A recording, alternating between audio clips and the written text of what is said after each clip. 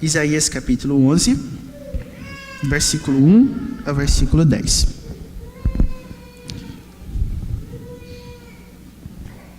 Vamos então acompanhar a leitura da palavra do Senhor, meus irmãos. Nos diz assim: do tronco de Jessé sairá um rebento, e das suas raízes um renovo. Repousará sobre ele o Espírito do Senhor, o Espírito de sabedoria e de entendimento, o Espírito de conselho e de fortaleza, o Espírito de conhecimento e de temor do Senhor. Deleitar-se-á no temor do Senhor.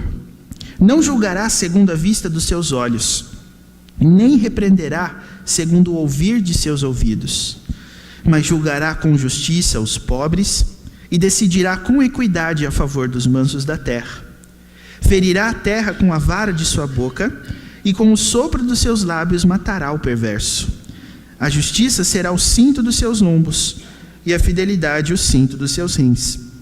O lobo habitará com o cordeiro, e leopardo se deitará junto ao cabrito. O bezerro, o leão novo e o animal cevado andarão juntos, e um pequenino os guiará. A vaca e a ursa pastarão juntas, e as suas crias juntas se deitarão. O leão comerá palha como o boi. A criança de peito brincará sobre a toca da áspide, e o já desmamado meterá a mão na cova do basilisco. Não se fará mal nem dano algum em todo o meu santo monte, porque a terra se encherá do conhecimento do Senhor, como as águas cobrem o mar. Naquele dia, recorrerão as nações à raiz de Jessé, que está posta por estandarte dos povos. A glória lhe será a morada. Amém. Nos diz o versículo 9. Vamos ler juntos, meus irmãos? Versículo 9. Vamos lá?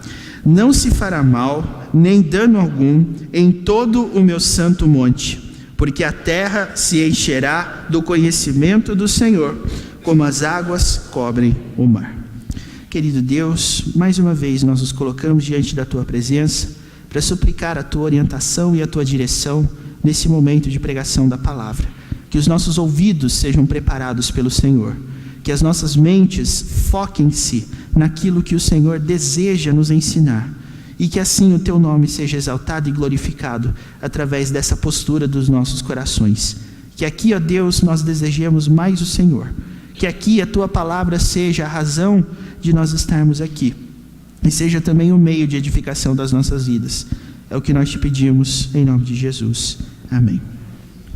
Meus irmãos, como todos acredito que sabem, nos domingos à noite nós temos falado sobre a igreja, abordando aspectos múltiplos e diversos sobre esse tema, mas em especial nessas últimas oportunidades que nós temos de estar aqui juntos nos domingos à noite, nós vamos falar a respeito do Espírito Santo e do seu papel no desempenho da sua ação para o crescimento da igreja. Nós queremos aqui afirmar que sem o Espírito Santo a igreja não terá um crescimento saudável, porque é exatamente através dele que nós somos direcionados a todas as coisas que concernem a atuação da igreja neste mundo. O meu objetivo nessa noite, meus irmãos, mais uma vez, desculpem. O meu objetivo nessa noite é poder colocar diante de você o que o Antigo Testamento diz a esse respeito. Tenham paciência hoje, viu, irmãos? Porque todas as vezes que nós falamos do Espírito Santo, nós falamos da terceira pessoa da Trindade, como já revelada desde o princípio, lá no livro de Gênesis, onde nós sabemos que o Espírito Santo pairava sobre a face das águas. Todo mundo sabe disso. Agora, todas as vezes que nós falamos a respeito da ação do Espírito Santo, é comum nós recorrermos ao Novo Testamento, para que nós então possamos identificar mais claramente as coisas que ele faz. E isso gera justamente uma dúvida nos nossos corações. Como é que o Espírito Santo agia no Antigo Testamento? Como é que nós vemos a atuação da terceira pessoa da Trindade nas histórias, nos acontecimentos e nos crentes do Antigo Testamento? Nós temos muita facilidade, meus irmãos, de identificar a salvação em Cristo Jesus e a aplicação dessa salvação em Cristo Jesus pelo Espírito a partir do momento em que Cristo de fato efetua essa obra. Mas antes de Cristo, às vezes a gente até se pega pensando, como que as pessoas eram salvas antes de Cristo vir? Ou mesmo, como que o Espírito Santo, se não tinha Jesus, como que ele agia no meio do povo? Várias teorias surgem a esse respeito, e eu gostaria não de fazer uma abordagem desse tema em especial, mas eu queria mostrar para você o que é ser cheio do Espírito Santo de acordo com o Antigo Testamento, para que assim nós possamos moldar a nossa visão de que a Bíblia é uma unidade, e aquilo que ela afirma no Novo Testamento também afirma no Antigo, mas agora, claro, falando do Novo Testamento de uma forma mais clara, já que a promessa do Messias já havia se cumprido. E o livro de Isaías, meus irmãos, é chave nesse assunto, porque o livro de Isaías é o livro do Antigo Testamento que mais fala a respeito de templo e mais fala a respeito do Espírito. Juntamente com o profeta Ezequiel e com o profeta Daniel, nós temos nesse livro de Isaías o maior número de referências ao Espírito Santo. E é exatamente por causa disso que nós vamos nos basear numa parte do livro de Isaías. Eu não quero fazer aqui com você algo muito longo em termos de introdução, mas o que eu gostaria de dizer sobre o livro de Isaías é que ele foi um profeta que teve um privilégio diferente em termos de pregação. Ele não viu as suas profecias se cumprirem e não viu o arrependimento, mas o que Isaías viu foi o anúncio de uma calamidade que acabou acontecendo, e Isaías presenciou o cumprimento da calamidade, mas não presenciou o cumprimento da promessa de Deus por um renovo. O que nós podemos identificar em Isaías, meus irmãos, é uma crítica muito bem fundamentada à situação que Israel vivia, e observe que o caos social que Israel vivia naquela época pode ser identificado no capítulo 1 como sendo primariamente um desprezo pelo culto. Eu gostaria que os irmãos fossem até o capítulo 1, apenas para que vocês mesmos vislumbrassem e visualizassem essas coisas com os olhos de vocês.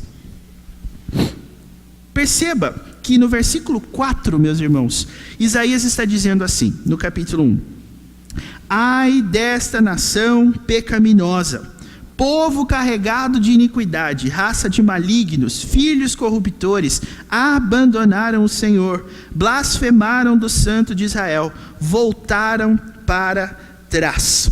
O que isso significa? Isso significa, meus irmãos, que o que Deus estava percebendo aqui nessa época, por meio do profeta Isaías, era justamente o fato de que a nação não mais vivia para obedecer a Deus segundo os seus mandamentos. E, obviamente, isso estava colocando diante do povo também uma conduta social extremamente perturbadora. Lendo o versículo 17, os irmãos vão perceber isso com muita clareza. O versículo 17 diz assim: Aprendei a fazer o bem, atendei à justiça, repreendei ao opressor, defendei o direito do órfão, pleiteai a causa das viúvas.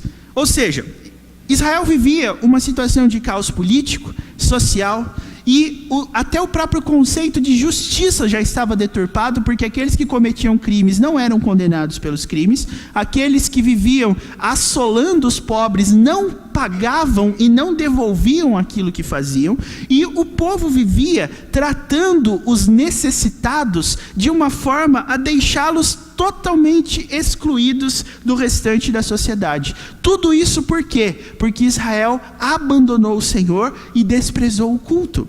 Meus irmãos, eu acredito que essa crítica é justamente o panorama mais exato para nós compreendermos a situação que nós vivemos no nosso país hoje. Nós vivemos num tempo onde o que está escrito não vale. Nós vivemos num tempo onde as leis não são cumpridas para todos. Nós nos irritamos porque as pessoas que fazem e cometem crimes não pagam por eles. A culpa disso é de quem? E é exatamente por isso que a crítica de Isaías é uma crítica muito bem construída. Porque Isaías não está responsabilizando as instâncias responsáveis pela aplicação da justiça por esse tipo de problema. Mas Isaías está colocando, meus irmãos, a culpa de todas essas coisas, sabem quem? Observe, por exemplo, o que diz o versículo 12. Quando vindes para comparecer perante mim, quem vos requereu o só pisardes os meus átrios? Ou seja, a culpa, meus irmãos, era do povo que não cultuava como deveria. Se nós não cultuamos como não podemos cultuar, se nós cultuamos como nós não deveríamos fazer, nós vivemos como nós não deveríamos viver. O nosso conceito de culto fica prejudicado até mesmo quando nós observamos o nosso papel na sociedade. Então nós observamos o caos institucional que nós vivemos, meus irmãos, e nós temos que responsabilizar alguém. Isaías responsabiliza o povo. Isaías responsabiliza os filhos de Deus que não estão cumprindo as suas leis. E aqui vai a você que está tentando procurar uma maneira de identificar uma ideologia saudável segundo a Bíblia. Não vou me deter muito nesse ponto, porque não é meu objetivo, mas com base nisso, eu afirmo a vocês com toda certeza, qual é a visão política da Bíblia. A Bíblia pressupõe a existência do Estado, ou seja, de um governo, de um presidente, de um rei, de qualquer que seja o governante? Sim. A Bíblia não é contra a existência de um Estado. Então a Bíblia, nesse ponto, não pode ser considerada liberal no sentido econômico da coisa. Mas o papel do Estado, segundo a Bíblia, qual é? É garantir justiça. Segundo a Bíblia, sabe de quem é a responsabilidade de cuidar dos órfãos e das viúvas? Não é do Estado, é da igreja. Nós, meus irmãos, somos os responsáveis pelo amparo às viúvas, aos órfãos e aos necessitados. Não cabe ao Estado o papel de cuidar dessas pessoas, cabe à igreja. Esse é o nosso papel. Se você quer um resquício de uma visão política biblicamente orientada, o livro de Isaías nos sugere o seguinte: o papel de cuidar da aplicação das leis é dos governantes. O papel de cuidar do social é da igreja. Como é que nós fazemos isso? Ora, você pode perceber que o livro de Isaías é um livro que mescla esses dois assuntos, o templo e a sociedade, em todos os seus capítulos. Mas quando nós chegamos aqui no capítulo 11, Isaías está falando a respeito do tronco de Jessé sairá um rebento, e sobre ele, no versículo 2, repousará o Espírito do Senhor. O Espírito do Senhor, então, para Isaías, é a forma pela qual a igreja, o povo de Deus, vai ser transformado, e toda a sociedade daquele tempo também vai ser transformada. Já que sobre este homem está repousando o Espírito do Senhor, meus irmãos, o que o Espírito Santo vai fazer nesse homem sobre quem Isaías profetiza? Ora, nós vamos identificar então duas características sobre a pessoa cheia do Espírito Santo com base no Antigo Testamento, ok? Primeira característica, versículos de 1 a 5. Segunda característica, versículos de 6 a 10. Nós percebemos, portanto, meus irmãos, que a indicação da solução que Deus está providenciando para o povo também é uma forma de nós identificarmos onde está o problema. Eu acabei de dizer isso, mas se você estivesse olhando para esse texto, você vai perceber que o versículo 1 do tronco de Jessé, ou seja, da raiz familiar de Jessé, da descendência de Jessé, sairá um rebento, e das suas nações um renovo. Nós estamos falando aqui de uma pessoa, de um ser humano. Então Deus estaria promovendo a solução para Israel a partir de um homem. Se a solução é um homem, meus irmãos, qual é o problema? É o homem. É simples. Nós não identificamos, meus irmãos, dentro do contexto bíblico, como se Deus fosse responsável por pegar uma varinha de condão e fazer um plim mágico e de repente tudo fica bom. Nós não trabalhamos, meus irmãos, com essas características da Bíblia, porque quando as pessoas querem atacar, por exemplo, a nossa maneira de enxergar o cristianismo, nós vemos as pessoas dizendo: mas se Deus é tão bom, então por que existem coisas ruins? Por que as coisas ruins acontecem? Por que Deus não dá o jeito de eliminar as coisas ruins deste mundo e deixar só as boas? E a verdade que esse texto nos afirma é que Deus fará isso. Mas a Bíblia pressupõe a existência do mal como condicionada à ação do homem. Se Deus estaria levantando um homem para purificar Israel, o problema de Israel eram os homens, meus irmãos. E é por isso que o Espírito Santo é necessário, porque é o Espírito Santo que vai mudar os corações, porque é o Espírito Santo que vai transformar o coração, porque é o Espírito Santo que vai mudar o homem. E o que o Espírito Santo vai fazer com esse homem? A primeira característica que nós observamos aqui é justamente, meus irmãos, deleite na vontade de Deus. Uma pessoa cheia do Espírito Santo, segundo o Antigo Testamento, é uma pessoa que se alegra, que se deleita, encontra prazer em ouvir e fazer e seguir a vontade de Deus. Sabe como é que nós fazemos isso? Porque vejam, Quando nós falamos que a ação do Espírito Santo sobre o povo de Deus daria essas coisas, talvez nós sejamos levados a pensar, mas aquele era o povo de Israel.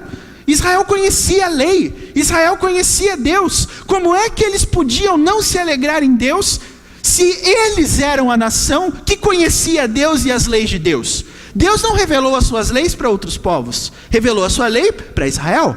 Então como que Israel não se deleitava no Senhor?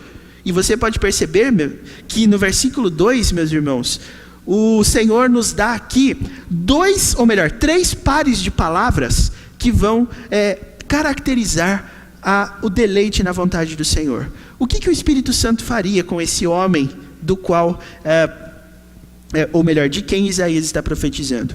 Repousará sobre ele, diz versículo 2, o Espírito do Senhor. Aí nós temos 3 pares de palavras. Veja, o Espírito da sabedoria e do entendimento, o Espírito do conselho e de fortaleza, o Espírito de conhecimento e de temor. Então o grande problema aqui é que nós não estamos falando de uma nação ignorante. O grande problema aqui é que nós não estamos falando de um povo que não conhecia a lei, mas um povo que conhecia e não conseguia se alegrar na obediência e no cumprimento desses mandamentos. O Espírito Santo não conseguia, ou melhor, o povo de Deus não conseguia aliar, por exemplo, a busca por conhecimento a uma busca por temor. Então nós temos ali o caso de pessoas que cumpriam até as festividades prescritas na lei, mas sem a motivação necessária para tanto. Nós temos falado isso porque em muitos lugares nós nos vemos exatamente assim. Nós sabemos o que a Bíblia quer dizer, nós entendemos o que a Bíblia quer dizer, mas nós não temos forças para cumprir o que a Bíblia quer dizer. É o Espírito Santo que torna a nossa teoria, o nosso conhecimento em prática. É o Espírito Santo que faz com que nós olhemos para a sabedoria e busquemos nela entendimento. É o Espírito Santo que faz com que nós tenhamos o conselho da Bíblia como uma fortaleza para a nossa vida. E observe como isso é necessário. Todo mundo aqui sabe que o Senhor é o meu pastor e nada me faltará. Mas e quando alguma coisa nos ameaça faltar, meus irmãos? O Senhor continua sendo nosso pastor? Quando nós percebemos que as coisas não estão caminhando de acordo com as nossas expectativas, o Senhor continua sendo soberano? O Senhor continua sendo Deus? Quando nós conseguimos fazer das coisas que nós aprendemos algo que nos fortalece e nos ampara na caminhada, esse é justamente o mérito do Espírito Santo. Porque nós conhecemos, nós sabemos, nós lemos a Bíblia. E mesmo que não sejamos leitores ávidos, nós sabemos qual que é a essência da mensagem da Bíblia. Por que nós não conseguimos viver?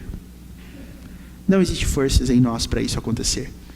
É por isso que o papel do Espírito Santo é necessário. Esse é justamente o ministério dele. Irmãos, é isso que fazia com que o povo de Israel olhasse para os mandamentos como algo que lhes dava prazer. Olha o que diz o versículo 3. Deleitar-se-á no temor do Senhor. A questão não é se você teme ou não. A questão é se você gosta de temer o Senhor. E é por isso que no Antigo Testamento nós temos alguns versículos que falam do Espírito Santo, como que dando a entender que o Espírito Santo poderia se afastar da pessoa. Quer ver o exemplo mais claro disso? Isaías, ou melhor, Salmo 51. Davi está orando dizendo assim: não retires de nós o teu Santo Espírito. O que isso quer dizer? O que Davi está pedindo? Meus irmãos, a sensibilidade que nós temos aos mandamentos de Deus é obra do Espírito. E é por isso que quando você percebe Deus falando do Espírito Santo, essa é a ideia de que o Espírito Santo dá vida. Nós aqui estamos vivos biologicamente falando, mas se nós não temos sensibilidade à lei de Deus, nós não estamos vivos. Se nós não temos sensibilidade e obediência à lei de Deus, nós estamos mortos. Porque nós não conseguimos responder à lei de Deus com obediência. É esse o quadro de morte que a palavra de Deus nos fala. Não estamos falando aqui de algo metafórico, mas nós estamos falando aqui da morte no seu sentido mais claro. Uma pessoa morta é uma pessoa que não reage, é uma pessoa que não se manifesta, que não toma partido. E o povo de Deus estava assim, a lei de Deus estava lá, os mandamentos estavam lá, mas não havia amor, não havia deleite, não havia busca. não havia intensidade no amor que eles tinham por Deus. Eles não conseguiam se alegrar, eles não conseguiam buscar ao Senhor de forma em que eles achassem aquilo algo maravilhoso para os seus corações. Exercitem a paciência, é fruto do Espírito. O texto nos diz, é o Espírito Santo, meus irmãos, que nos fala a respeito dessas coisas. Quando nós olhamos para a lei de Deus e não temos sensibilidade a ela, quando nós olhamos para os mandamentos, sabemos o que nós devemos fazer, mas não fazemos, isso é estado de morte. E Davi entendeu isso quando ele compôs o Salmo 51. Eu não sei se você lembra da história, mas a história que fez com que Davi escrevesse esse salmo foi o momento em que ele estava passeando lá pelo seu palácio, viu a mulher do soldado Urias tomando banho, e aí você podia pensar, nossa, mas como que Davi fez isso? Por acaso Davi tinha binóculos? Não, é porque naquela época não existia chuveiro, não existia água encanada, então as pessoas tinham que se banhar ou se lavar a partir de poços que elas construíam primariamente nos seus quintais. E era isso que Batseba estava fazendo. O palácio ficava num lugar alto, Davi estava no terraço, olhou aquela mulher tomando banho, gostou e a convidou para morar com ele no seu palácio, e se envolveram. E ela engravidou. E quando Davi ficou sabendo disso, meus irmãos, mandou chamar o soldado de volta, o esposo dela, deu uma festa no qual o soldado ficou bêbado, e aí Davi disse, olha, vai lá, se deita com a sua mulher, passa lá um tempinho com ela. E Urias disse, não, eu estou no meio de uma guerra, como é que os meus companheiros vão ficar lá a morrer no campo de batalha e eu vou ficar aqui com a minha mulher? De jeito nenhum. Mas Davi conseguiu convencê-lo com o seu poder de rei. Ele passou a noite com a sua esposa, de tal modo que quando se tornou pública a notícia de que Batseba estava grávida, todo mundo pensava que o filho era de Urias.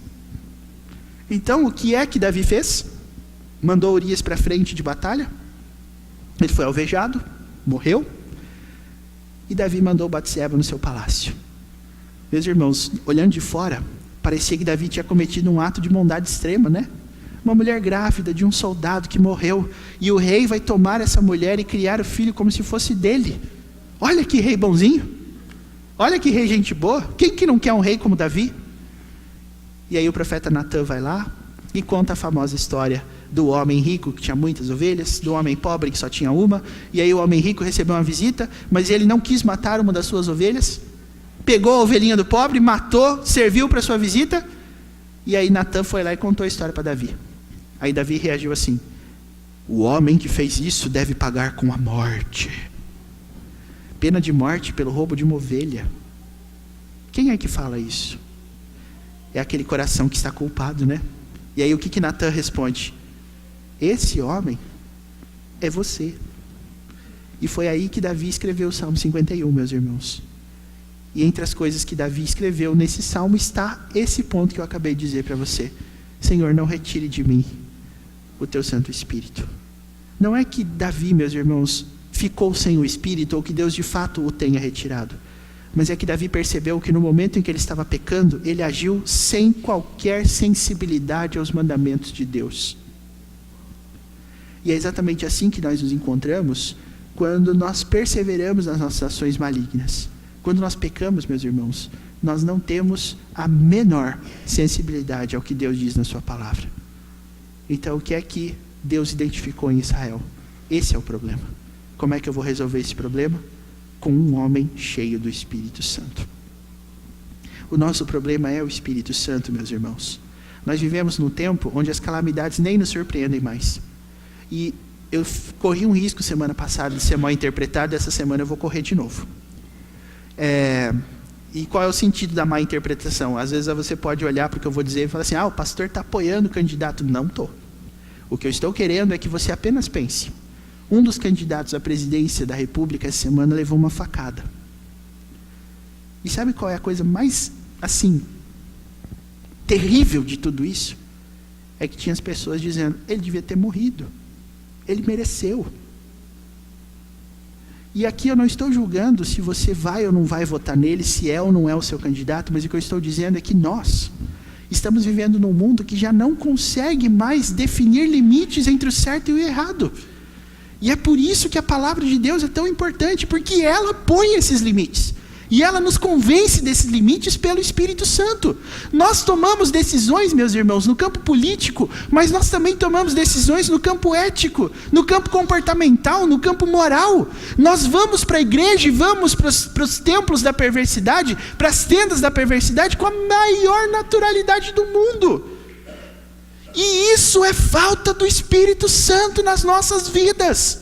Quando nós ficamos insensíveis à vontade de Deus, isso é comparado à Escritura a estar morto, porque nós não reagimos. A palavra de Deus diz um monte de coisas sobre isso ser errado, sobre arrependimento, sobre a necessidade do arrependimento, mas nós nos mantemos ali, agindo como se aquilo não fosse com a gente, não fosse para mim, não fosse para mim. Essa era a situação que Isaías enxergou em Israel. E aí ele disse: Deus vai levantar um homem que vai descender de Jessé e que vai ser cheio do Espírito Santo.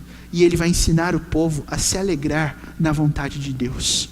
E ele vai ensinar o povo a gostar de obedecer a Deus. Meus irmãos, esse é o ponto em que nós nos perguntamos: quais são os sinais que nós temos de que o Espírito Santo está em nós? Esse sinal, esse primeiro sinal, ser sensível à vontade de Deus, tem a ver com isso. Como está a sua sensibilidade ao transgredir um dos mandamentos de Deus? Davi se sentiu naquele momento, meus irmãos, como se ele estivesse morrendo. Senhor, não tira o teu espírito de mim.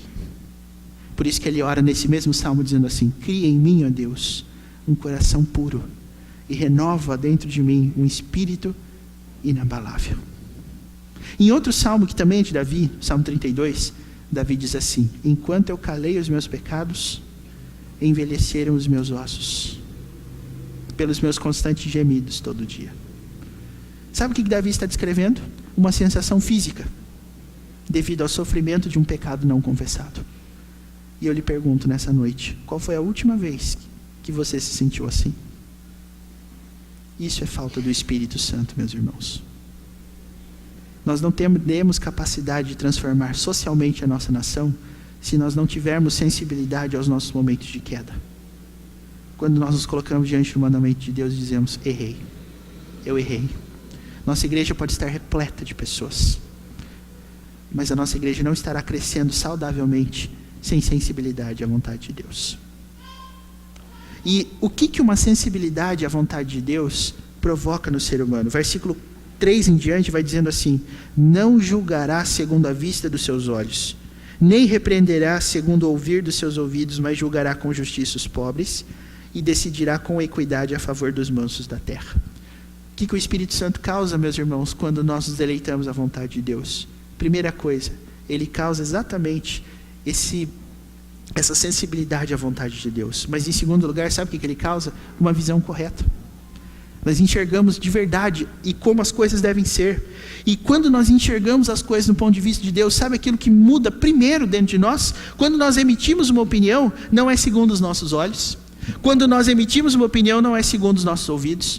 Eu deixo de ser a referência do certo e do errado, e eu passo a buscar no Espírito Santo, nos mandamentos de Deus, qual é o caminho que eu devo seguir. É por isso, meus irmãos, que quando Paulo, por exemplo, falava da conversão lá em Gálatas, ele dizia: já não sou eu quem vive, mas Cristo vive em mim. Então, todas as coisas que nós observamos que causam esse aparente colapso, essa aparente inércia dentro da casa de Deus, e que foi exatamente o que Isaías percebeu lá naquele tempo, é a falta do Espírito. O Espírito Santo não está presente numa igreja cheia, necessariamente. O Espírito Santo está presente na vida da igreja que se sensibiliza com a vontade de Deus e que enxerga e que busca enxergar a sua vida de acordo com os termos da vontade de Deus. Isso vai fazer com que nós tomemos decisões e tomemos partido nas coisas, porque o texto diz claramente que tem um grupo que vai ser beneficiado no nosso julgamento. Versículo 4 fala: decidirá com equidade a favor dos mansos da terra. E se você ler as bem-aventuranças lá em Mateus 5, você vai ver que no capítulo 5, versículo 5, você vai ver lá Jesus dizendo bem claro assim: ó, bem-aventurados os mansos, porque eles herdarão a terra. Sabe o que isso significa? Isso significa, meus irmãos, que a maneira que nós travamos guerra contra o pecado na nossa vida é exatamente a partir da ação do Espírito interna. Nós combatemos o errado através, primeiramente, desse conflito que nós temos conosco mesmos. E a coisa mais difícil que nós podemos passar a viver e a enxergar, meus irmãos, é quando nós aprendemos a duvidar de nós mesmos. Você saberá que você está num estado de maturidade espiritual adequado quando você começar a duvidar das suas escolhas. Porque a gente escolhe muito. A gente toma muitas decisões. A gente escolhe vir ou a gente escolhe não vir. A gente escolhe sair ou a gente escolhe ficar. A gente escolhe vir aqui ou vir em outro lugar. Mas essas escolhas são simplesmente escolhas baseadas num critério pessoal. Se nós analisarmos segundo o critério bíblico, irmãos, fatalmente nós chegaremos à conclusão: eu acho que eu não devia ter saído. Eu acho que eu não devia ter ficado. Eu acho que eu não devia ter feito. Eu acho que eu devia não ter feito. E quando a gente se autoexamina, tem uma sensação muito ruim correndo dentro de nós, que é essa sensação do erro. A gente olha e fala assim: eu errei. Ai, como é ruim chegar à conclusão que nós erramos. De fato. Mas quando você chega a essa conclusão e em vez de dar um tiro na cabeça, você busca arrependimento, sabe quem que provocou isso dentro de você? O Espírito Santo. É o Espírito Santo. Meus irmãos, quando nós transformamos a lei de Deus no nosso deleite, nós aprendemos a ter sensibilidade e nós aprendemos também a enxergar as coisas de maneira correta. Então, o meu julgamento beneficia os mansos. O meu julgamento beneficia os filhos de Deus. O meu partido são os filhos de Deus. As minhas escolhas são as dos filhos de Deus. Eu não sou um grupo à parte. Eu faço exatamente o que os filhos de Deus fazem. Eu beneficio os filhos de Deus no meu julgamento. E olha só como o texto termina. Aí, quando você estiver buscando o Espírito Santo de maneira super adequada, sabe qual é o primeiro órgão do seu corpo, a primeira parte do seu corpo que vai sentir diferença? Meus irmãos, sabe qual é a parte do seu corpo que mais será afetada e primeiramente será afetada quando o Espírito Santo começar a trabalhar em você? Olha o que diz o versículo de número 4. Julgará com justiça os pobres, decidirá com equidade a favor dos mansos da terra. Aí o texto fala assim: ferirá a terra com a vara de sua boca.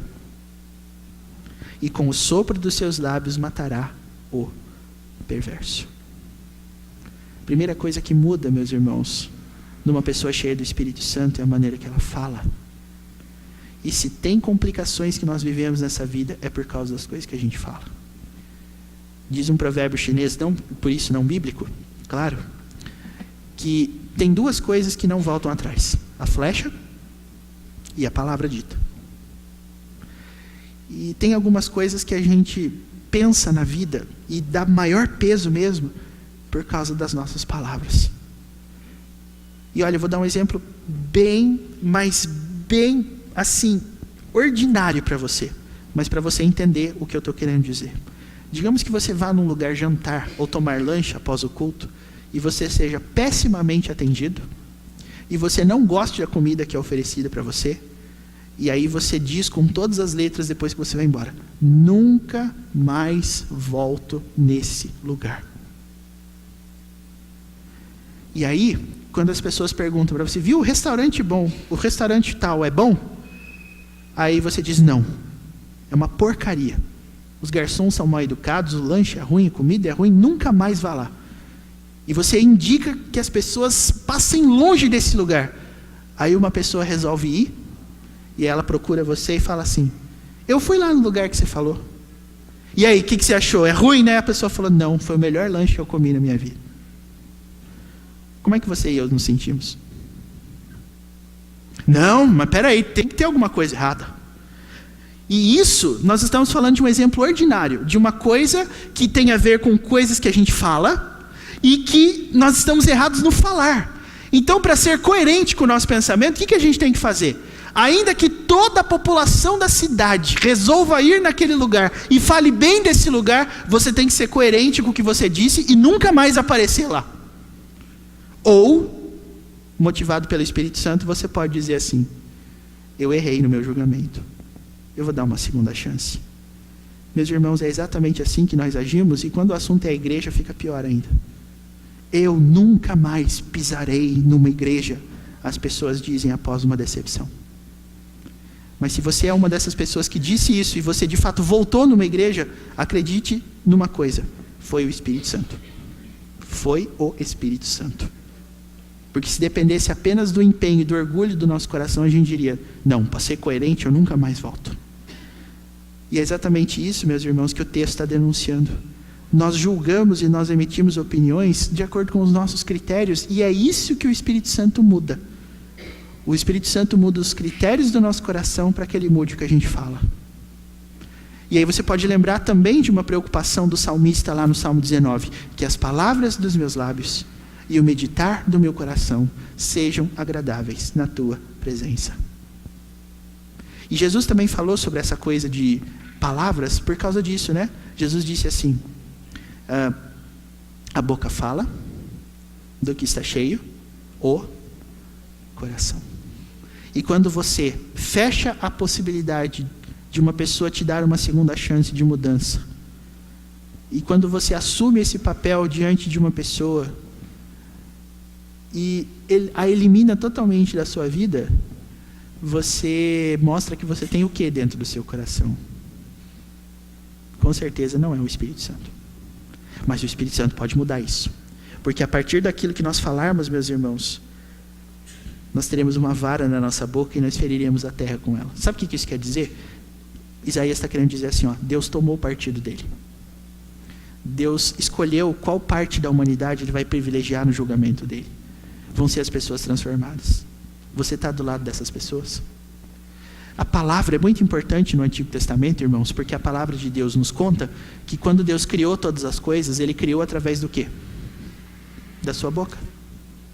Então, uma boca que fala coisas corretas, que fala coisas certas, é a melhor expressão da boca de Deus. Porque Deus diz assim: haja luz, e houve luz. E viu Deus que isso era bom. Por isso que a boca é tão importante, segundo essa ideologia. E aí, quando você lê o Novo Testamento, quando você lê, por exemplo, Efésios 5, quando Paulo está descrevendo a conduta da pessoa cheia do Espírito Santo, qual é a primeira característica que Paulo coloca lá? No 5,18, em Efésios, ele diz: enchei-vos do Espírito. E no 5,19, falando entre vós com salmos e hinos e cânticos espirituais. Falando, percebeu? Muitas coisas, meus irmãos, a gente muda quando a gente está cheio do Espírito. Mas a sensibilidade à vontade de Deus faz a gente mudar o falar. Faz a gente mudar o que a gente fala. Hoje em dia, a gente não tem falado muito, a gente tem escrito mais, tem digitado mais, tem usado os nossos dedos para falar. Mas eu acredito que você e eu também podemos fazer uma revisão muito séria naquilo que nós temos falado por meio dos nossos dedos. A rede social é minha. Mas você não é de você mesmo. Você pertence ao Senhor. E se você tem um coração do Espírito Santo, você vai parar de falar essas besteiras todas aí e vai começar a pensar um pouco melhor. A vida não pertence a você. Ora, essa é a primeira característica de uma pessoa cheia do Espírito Santo, meus irmãos, segundo o Antigo Testamento. Ela se deleita na vontade de Deus. E esse deleite gera 2 resultados, como a gente viu. Primeiro, essa pessoa é sensível à vontade de Deus, à lei de Deus. E em segundo lugar, o que ela faz? Ela julga com equidade. Ela enxerga direito as coisas. A segunda característica, irmãos, versículos de 6 a 10, é a seguinte. A partir do versículo 6 até o versículo 8, Isaías está descrevendo um quadro, que é um quadro extremamente irreal. E esse quadro diz assim: o lobo habitará com o cordeiro. Lobo e cordeiro são inimigos jurados de morte. Mas numa terra onde o Espírito Santo está reinando, meus irmãos, o texto diz que eles vão andar juntos. E o leopardo se deitará com o cabrito, o bezerro, o leão novo e o animal cevado andarão juntos, e um pequenino os guiará. A vaca e a ursa pastarão juntas, as suas crias juntas se deitarão. O leão comerá palha como boi. Você imagina isso? Nesse mundo que a gente vive hoje? O leão virá vegano? Não tem jeito. Mas o texto diz que é isso. E aí no versículo 8, a figura fica pior ainda. Porque o texto fala assim: a criança de peito brincará sobre a toca da áspide. A áspide é uma espécie de serpente extremamente peçonhenta. E meterá a mão na cova do basilisco. Às vezes você pensa, basilisco? Mas basilisco não é uma criatura mitológica? Não. Basilisco é uma espécie de réptil que as lendas dizem que o olhar dele paralisa, mata e envenena. Mas a verdade é que o que faz isso é a sua picadura. E o texto diz, meus irmãos, no versículo 8, que a criança pequenininha, que acabou de ser desmamada, vai brincar com a cobra. Você já imaginou essa situação? Os pais que têm criança pequena também são assim, Deus do livre. Né? Imagina, jamais. Mas essa é a realidade que o Espírito Santo vai pintar dentro, meus irmãos, desse quadro que Isaías está descrevendo. E o que isso nos leva a crer? Nós somos levados a crer, então, em segundo lugar, que a vida da pessoa que é cheia do Espírito Santo é vivida para a glória de Deus. E a glória de Deus é um tema extremamente complexo e cheio de implicações no Antigo e no Novo Testamento. Mas sobre a glória de Deus nesse texto, sabe o que a gente pode destacar? A gente pode destacar que, primeiro, as inimizades foram totalmente eliminadas. A glória de Deus se manifesta, meus irmãos, na reconciliação. Então o lobo, o cordeiro, a criança de peito, a áspide, a vaca, a ursa, todas essas pessoas e seres humanos que antes eram inimigos, agora estão andando juntos, porque Deus as reconciliou. E agora nós não precisamos ter medo mais uns dos outros. A reconciliação é a maneira textual de manifestação da glória de Deus aqui nesse caso. É claro que esse tema, como eu disse, tem muitas implicações, mas me permita definir para você a glória de Deus como sendo a expressão visível da aprovação e do contentamento de Deus. Então, basicamente o que eu quero dizer é que, como Deus é onisciente, Deus está presente em todos os lugares, mas Deus manifesta a sua presença de forma especial quando Deus está alegre com aquilo que Ele está vendo. E a maneira especial com a qual Ele demonstrava o seu contentamento no Antigo Testamento era ou através da fumaça ou através da luz. Moisés se encontrou com Deus no Monte Sinai e seu rosto brilhou. E por que brilhou? Porque enquanto Moisés estava lá no Monte Sinai, o povo estava lá embaixo, adorando um bezerro de ouro, se embebedando e fazendo festa. Então, Moisés desceu com o rosto brilhando para mostrar qual foi o culto que agradou a Deus. O culto prestado com a lei. Então, o que eu quero definir para você é que a glória de Deus é essa expressão visível do contentamento de Deus. Deus está presente, meus irmãos, em qualquer lugar. Mas onde Deus está contente, onde Deus está satisfeito, onde Deus está alegre, Ele manifesta a sua presença de uma forma especial. E onde Ele manifesta essa forma especial, segundo esse texto, é onde Ele derrama do seu Espírito. É onde as pessoas estão buscando reconciliação. É onde as pessoas já estão acertando as suas situações diante de Deus. O versículo 9 fala assim: não se fará mal nem dano algum em todo o meu santo monte. Por quê? Porque a terra se encherá do conhecimento do Senhor, como as águas cobrem o mar. E é esse o quadro que o Senhor está pintando. A glória de Deus vai encher toda a terra e vai eliminar tudo aquilo que nos distanciava de Deus. Só que apenas algumas pessoas vão desfrutar dessa realidade. Apenas algumas pessoas vão ver isso acontecendo. E é isso que Isaías está querendo que nós também pensemos. Meus irmãos, aqui nós não somos animais e bichos. Nós só somos pessoas. Então, o que nós podemos pensar aqui é: se até mesmo o lobo e o cordeiro são capazes de se dar bem numa terra alcançada pelo Espírito Santo, o que é que impede você de fazer as reconciliações devidas? O que é que impede você de se reconciliar com aqueles que estão ao seu lado? O que é que impede você de admitir os seus erros e viver uma novidade de vida? Saiba de uma coisa: enquanto você e eu estivermos acrescentando motivos no nosso coração para não fazermos isso, nós estamos brigando contra o Espírito Santo.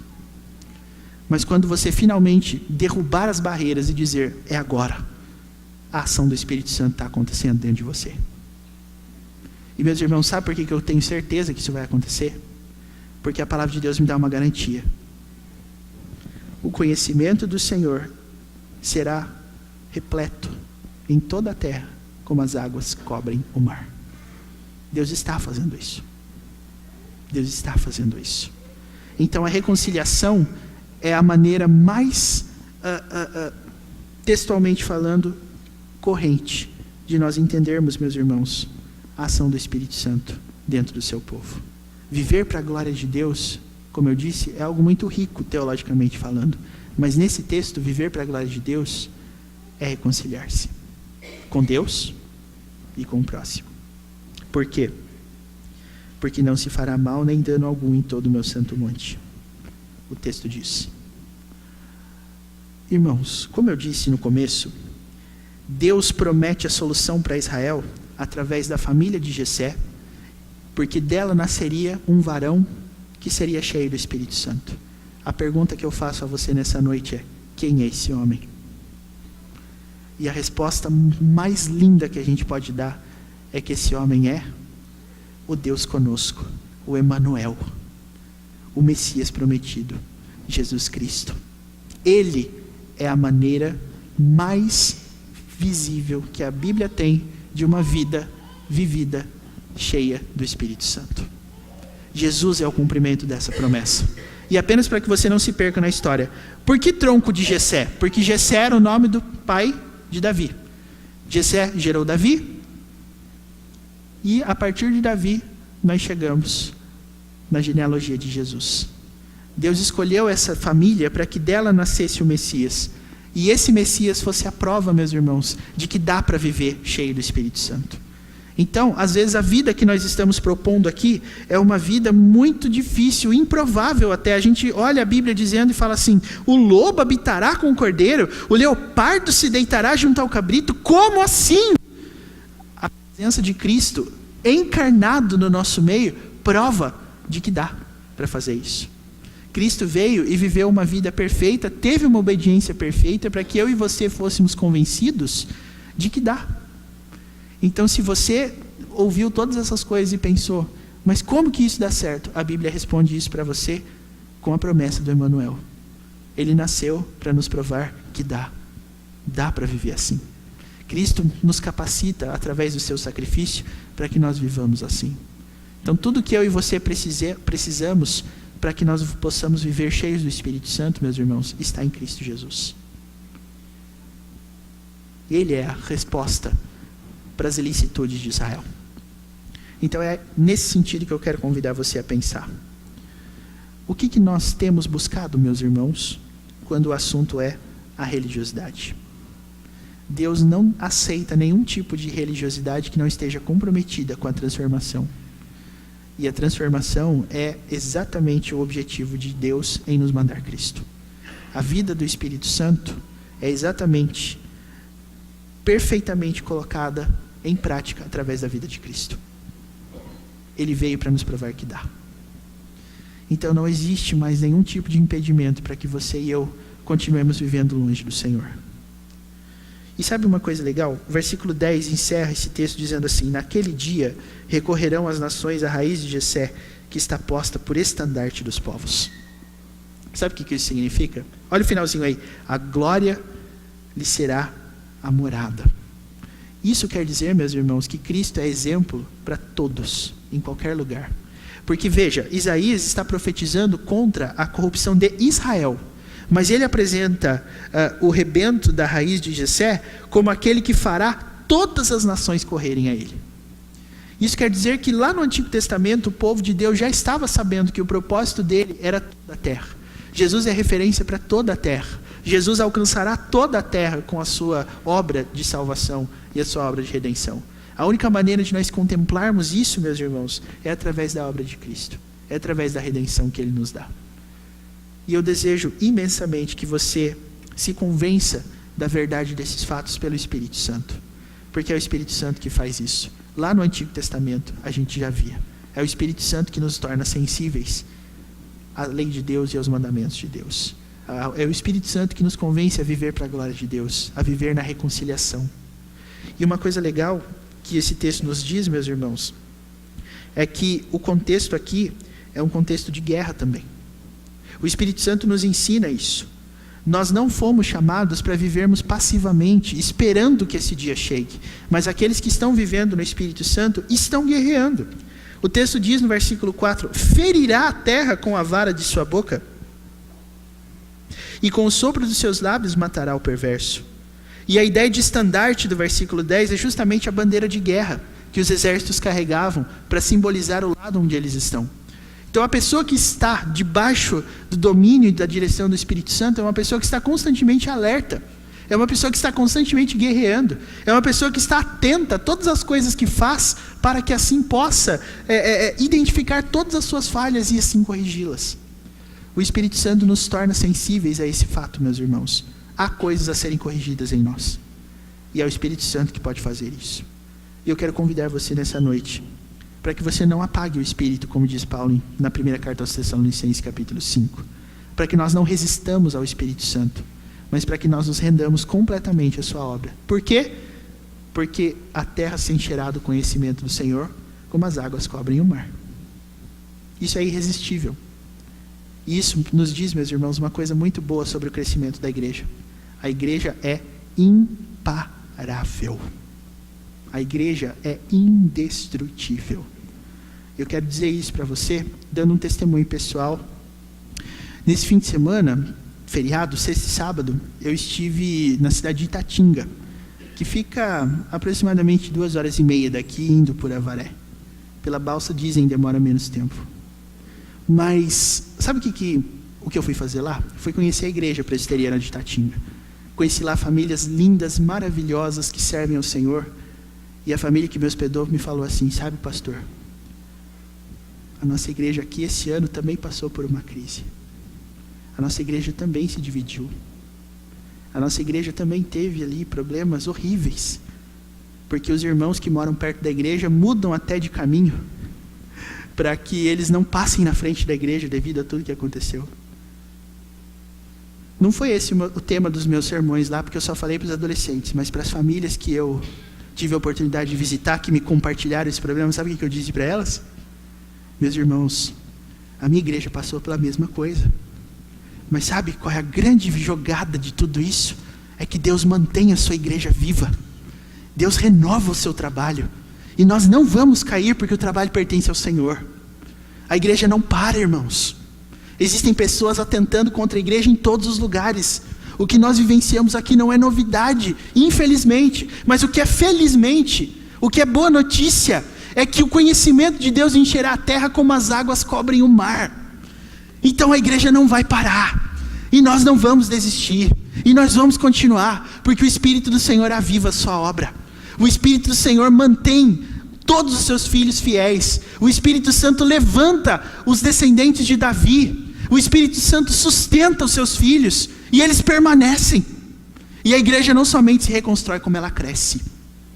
E eu tenho tanta certeza disso, meus irmãos. E é por isso que eu estou pregando sobre isso.